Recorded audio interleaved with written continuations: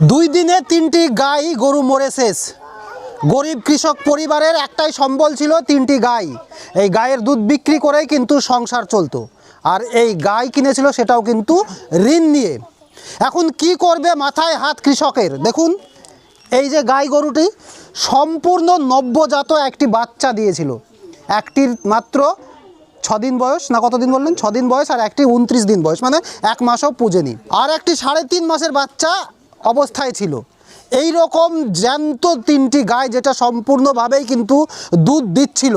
বড় ধরনের গাই, প্রায় 2.5 লাখ টাকার সম্পদ বলছেন গায়ের মালিক। সেই গাই হঠাৎ কিভাবে মারা গেল কেউ কোনো খোঁজ পাচ্ছে না, কোনো কিনারা পাচ্ছে না। বিভিন্ন রকম সন্দেহ দানা বাজছে। তাহলে কি কেউ হিংসা করে মেরে দিল, না কোনো রকম পয়জন খেয়ে মারা গেল? আবার এরকমও হতে পারে অ্যানথ্রাক্স ভাইরাস আক্রমণ করেও কিন্তু এই রকম গাই মারা যাওয়ার সম্ভাবনা আছে।